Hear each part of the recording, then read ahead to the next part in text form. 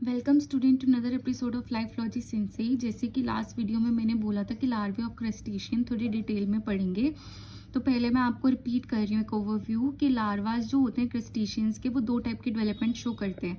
एक होती है डायरेक्ट डेवलपमेंट, एक होती है इनडायरेक्ट डेवलपमेंट। डायरेक्ट डेवलपमेंट किस में देखी जाती है? प्रॉन में, क्रेफिश में, जिसमें एक भी लार्वा प्रेजेंट नहीं होता और डायरेक्टली मेटामॉर्फ होके अडल्ट बन जाता है, या डायरेक्ट डेवलपमेंट होके अडल्ट बन जाता है।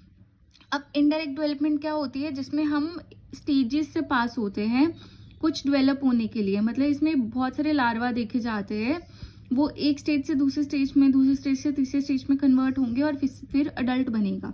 अब इनडायरेक्ट डेवलपमेंट में हमने 9 टाइप्स के लार्वा पढ़ने हैं। सबसे पहले है मेन लार्वल फॉर्म। मैं आपको ये ऐसे पढ़ाऊंगी, मेन लार्वा और इंटरमीडिएट में आपको इकट्ठे पढ़ाऊंगी, क्योंकि हम ये ऐसे पढ़ेंगे कि नोप्लियस का अगर नोप्लियस है तो उस वो इंटरमीडिएट कौन सी फॉर्म में कन्वर्ट हुआ, फिर वो अडल्ट बना, या नोप्लियस है वो डायरेक्टली नोप्लियस लार्वा हो गया। तो मेन इंटरमीडिएट हम डायरेक्ट पढ़ेंगे, मॉडिफाइड मैं सबसे लास्ट में पढ़ाऊंगी। मॉडिफाइड लार्वल फॉर्म की मैं एक अलग से वीडियो बनाऊंगी। आज जो हमारा मेन टारगेट है वो मेन लार्वल फॉर्म होगा। ये टॉपिक बहुत इंपॉर्टेंट है, ये हर बायो एग्जाम के लिए इंपॉर्टेंट है। चाहे आप एचटेट की तैयारी कर रहे हो, डीएसएसपी की तैयारी कर रहे हो, केवीएस की तैयारी कर रहे हो, एनवीएस की तैयारी कर रहे हो, और as a good bio teacher आपको ये टॉपिक आना चाहिए। और for clarification of concept MSc zoology या बीएससी जोलॉजी के बच्चे भी ये वीडियो देख सकते हैं। So let's start with our topic. अब हम स्टार्ट करने जा रहे हैं। सबसे पहले ऐसे डायग्राम बना लेना ताकि आपको इजीली पता चले। अब डायरेक्ट में क्या होता है कि जो जाइगोट है वो डायरेक्टली एडल्ट को रिजेंबल करता है। इस टाइप की डेवलपमेंट को हम बोलते हैं डायरेक्ट डेवलपमेंट। और ये चीज आपको पता होनी चाहिए कि जो क्रस्टेशियन है वो एक क्लास है, फाइलम आर्थ्रोपोडा के अंडर आती है। ठीक है, so let's begin with nauplius larva. अब जो नोप्लियस है वो हमारा मेन लार्वा है और सबसे कॉमन और बेसिक लार्वा है कि जितने भी अदर लार्वल फॉर्म जो डेवलप होंगी वो नोप्लियस से ही डेवलप होती हैं। ये कहाँ पे देखा जाता है? Marine crustaceans. और ये कौन कौन सी क्लासेस में देखा जाता है? ये जस्ट फॉर एग्जांपल कि मराइन क्रस्टेशियंस में कौन कौन से ऑर्डर्स होते हैं, जैसे ऑस्ट्रोकोडा, कोपोडा, ब्रैक्यूरा, सिरिपीडा, डेकापोडा। अब डेकापोडा तो इजी है लर्न करना।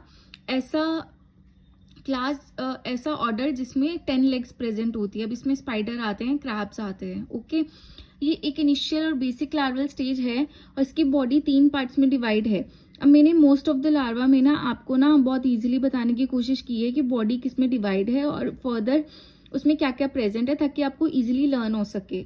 इसके बाद अगर आप बुक लर्न करना चाहते हो यू कैन गो, बट एक बार आप बेसिक्स ऐसे बना लोगे ना स्मॉल स्मॉल कंसेप्ट के फॉर्म में, तो आप कभी भूलोगे नहीं।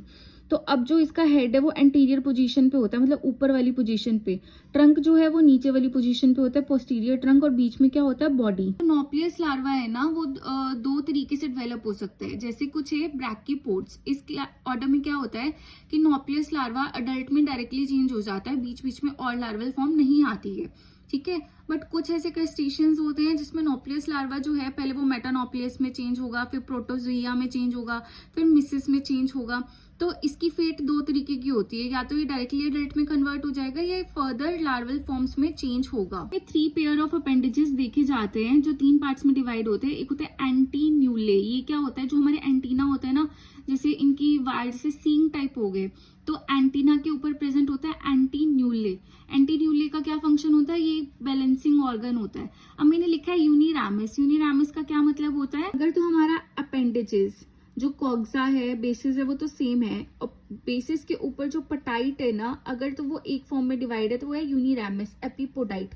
अगर वो 2 में डिवाइड है, एंडो और एक्सोपोडाइट में, तो उसको हम बोलेंगे बाइरामिस। कह रहे हैं कि जो एंटीन्यूले है वो यूनिरामिस है। एंटीना जो है वो लोकोमोशन में हेल्प करते हैं, और मैंडिबल क्या करते हैं? फूड कलेक्शन में हेल्प करते हैं। हम कॉकरोच में भी पढ़ते हैं ना मैक्सिले, मैंडिबल्स। तो मैंडिबल्स क्या है? वो फूड कलेक्शन में काम करते हैं। और एंटेना मैंडिबल्स भी क्या होते हैं? बाइरेमिस होते हैं।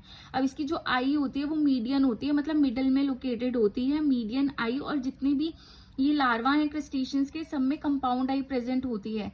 एंटीन्यूले, नोप्लियस लार्वा, एंटीना।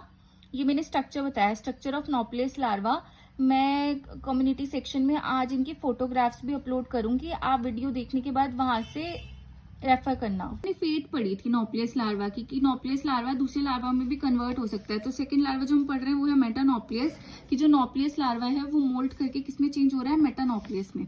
अब मेटानोप्लियस में दो चीजें होती हैं, एक होता है सिफेलोथोरिक्स, एक होता है एब्डोमेन, मतलब बॉडी दो पार्ट्स में डिवाइड है। जो एब्डोमेन है वो पोस्टीरियर पार्ट ऑफ एब्डोमेन है, जिसका लास्ट पार्ट क्या होता है, कॉर्डल फोक और कॉर्डल स्पाइंस। पेयर देखे जाते हैं नोप्लियस अपेंडेजेस के, और 4 पेयर जो है वो रूडिमेंट्स हैं। जो 2 पेयर हैं वो अडल्ट के मैक्सिला है, और 2 पेयर जो है वो मैक्सिली पीड है। मैंडिबल में कुछ ऐसी प्रोसेसेस होती हैं जो खाना खाने में हमें हेल्प करती है, लार्वा को एक्टिवली फीड करने में हेल्प करती है। और मेटानोप्लियस किसमें देखा जाता है, seen in some decapods like एपिस। आज मैं आपको 2 ही लार्वा कवर करवाऊंगी, हमें टोटल 9 लार्वा करने हैं, so that you can understand it easily. Hope you like my video.